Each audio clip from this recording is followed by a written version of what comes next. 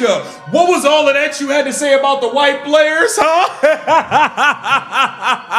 Asia, how you like those apples?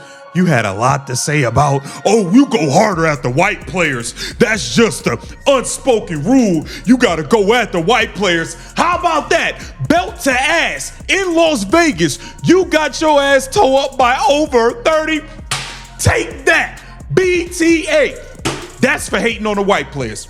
That's for being jealous of Caitlin Clark. That's for being so jealous of Caitlin Clark about the... That was the battle cry. A direct, unapologetic shot across the bow. The unspoken rule was spoken, and the white jerseys of the Indiana Fever arrived in Sin City, not just to play, but to collect a debt. This wasn't just another game on the WNBA calendar. It was a statement game, a paradigm shift forged in the fires of a simmering rivalry. The narrative surrounding Caitlin Clark has always been polarizing, but in this moment, it became a weapon. The Fever didn't just beat the Aces, they dismantled them, putting belt to ass on the defending champions in their own building by a staggering 34 points. It was a thorough, complete, and almost humiliating destruction.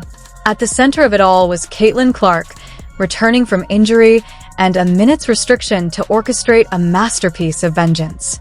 But this wasn't just Clark's show, it was a collective act of defiance. The Fever, led by their transcendent rookie, came into the Aces' house to prove that the old guard's reign was over. The personal animosity between Clark and Wilson, fueled by Wilson's public comments and perceived jealousy over Clark's meteoric rise, turned a basketball game into a gladiatorial contest. The Queen of Las Vegas, Ajay Wilson, was about to be dethroned by the new ruler and her army. The masterstroke of this narrative isn't just the win, it's the way Caitlin Clark achieved it while being shackled. Returning from a debilitating injury, Clark was placed on a strict minutes restriction by head coach Stephanie White. A player of Clark's caliber, who was averaging over 21 points and 8 assists per game, was being held back, her raw numbers allegedly sabotaged by her own coach. Yet, even in a mere 24 minutes of action, Clark demonstrated a level of dominance that defied logic. She posted 12 points, 7 rebounds, and 6 assists, but the context of those numbers is where the real story lies. This wasn't just a solid game, it was a surgical dismantling of the league's premier defense in limited time. It is in this context that we must understand the magnitude of her historic achievement. And you know what the GOAT did in her return? In restricted minutes, a minutes restriction, Caitlin Clark has become the fastest player in WNBA history to reach 600 assists in only 72 games. Even in minutes restrictions, even with injuries, it don't matter. The girl breaks record after record after record after record. The GOAT, Caitlin. The record is staggering. 600 assists in just 72 games. To put that in perspective, it shatters the previous mark held by the legendary Ticha Penicairo.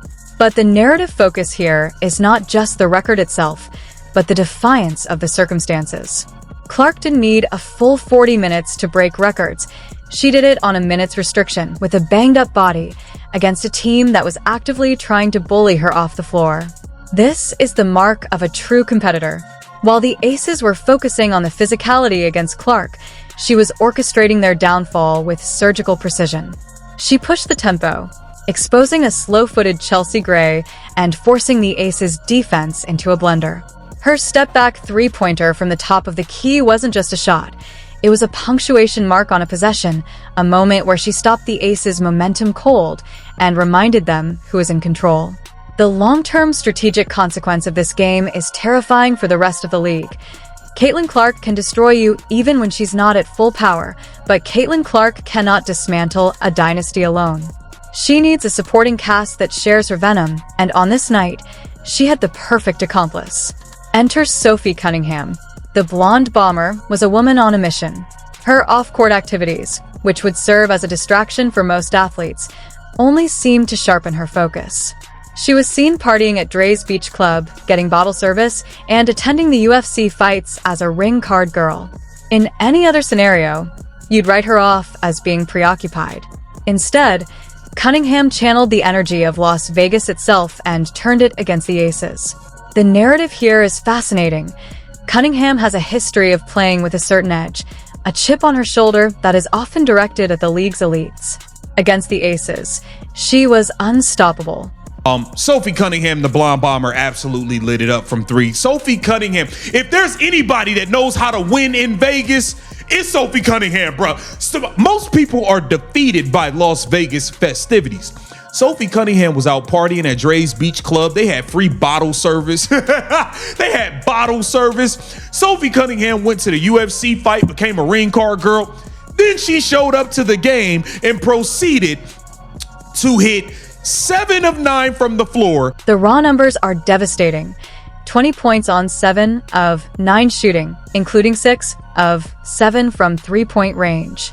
But the psychological impact of her performance is what truly cemented the Fever's dominance. Cunningham's shooting barrage came at a time when the Aces were desperately trying to claw back into the game. Every time Ajay Wilson or Kelsey Plum would score, Cunningham would respond with a dagger from beyond the arc. She was a psychological weapon, a reminder that the Fever's success isn't a one-woman show. This dynamic contrasts sharply with the era of the Big Three dynasties of the past. When you think of the Houston Comets or the LA Sparks, the teams relied on a top-heavy structure. The Indiana Fever are building a fortress where every brick is a shooter. Cunningham's performance signifies a shift in WNBA power, a moment where the role players are no longer just role players. They are strategic assassins who can decimate a team's championship aspirations. The Aces' defense had no answer for the constant off-ball movement and shooting gravity that Clark and Cunningham created. The financial and team chemistry implications of this blowout are immense.